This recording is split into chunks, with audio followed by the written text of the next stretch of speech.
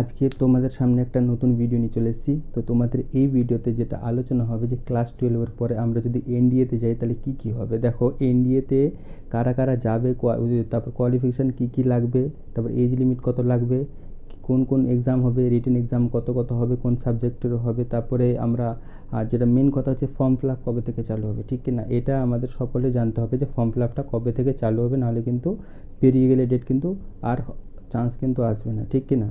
তো দেখো, তো এগুলো আজকে আলোচনা হবে।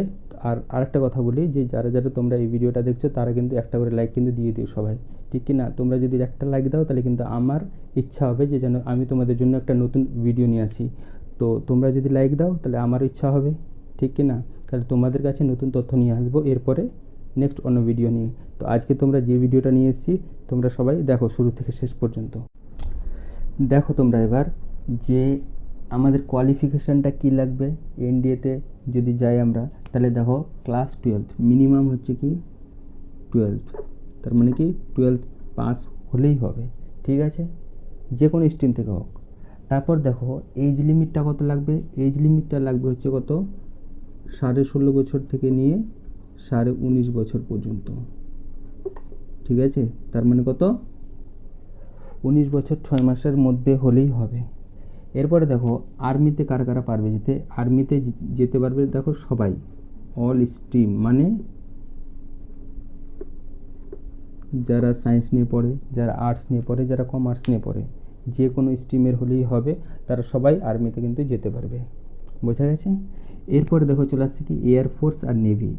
এয়ারফোর্স নেভি হওয়ার জন্যে শুধুমাত্র সায়েন্স নিয়ে পড়তে হবে।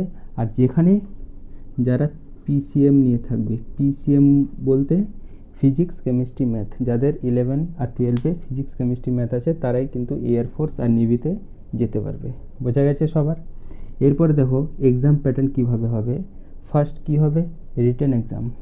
রিটেন এক্সামের মধ্যে কী থাকবে, থাকবে হচ্ছে ম্যাথে দেখো থাকবে হচ্ছে 300 মার্ক, 300 মার্কের প্রশ্ন হবে।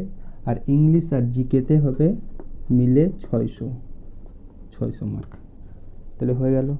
তো রিটেন এক্সাম পাস করার পরে বা ভালো র্যাঙ্ক আনার পরে যেটা হবে ইন্টারভিউ, ঠিক আছে। কি হয়, ফার্স্টে হচ্ছে রিটেন এক্সাম দেওয়ার পরে যদি পাস করে, যদি ভালো র্যাঙ্ক আনতে পারে, তারপরে তাদের কি ইন্টারভিউর জন্য ডাকা হবে। ইন্টারভিউতে তারা পাস করতে পারলে তাদের চাকরি, ঠিক আছে। তাদের তখন ট্রেনিং হয়, ট্রেনিং হওয়ার পর তাদের জব হয়ে যায়, ঠিক আছে। তো এতগুলো তথ্য তোমাদের আজকে দিয়ে দিলাম। এরপরে আছে কি ওয়েবসাইট, কোন ওয়েবসাইটে তোমরা দেখবা upsc.gov.in, ঠিক আছে। এই ওয়েবসাইটে তোমরা কিন্তু দেখতে পারো, সব কিছু তথ্য দিয়ে দেয় এখানে। এবারে আসল কথায় আসি, আসল কথাটা হচ্ছে কি ফর্ম ফিল আপের ডেট কবে থেকে। তো দেখো এখনও পর্যন্ত কিন্তু সঠিক কিন্তু ডেট দেয়নি। তো যেটা সম্ভাব্য ডেট দিয়েছে একটা টেন্টেটিভ ডেট, যেটা জানা গিয়েছে সেটা হচ্ছে কি 25 মে, ঠিক আছে। তো 25 মে থেকে যতদূর সম্ভব ফর্ম ফিল আপ চালু হয়ে যেতে পারে। তো আজকে হচ্ছে তোমাদের কত 18 মে, তার মানে কত আজকে 18 তারিখ, 25 তারিখ থেকে তোমাদের হয়তো ফর্ম ফিল আপ চালু হয়ে যেতে পারে, কারণ ক্লাস 12-এর রেজাল্ট অলরেডি দিয়ে দিয়েছে। তো নিশ্চয়ই তাহলে তাড়াতাড়ি দিয়ে দিবে, ঠিক আছে।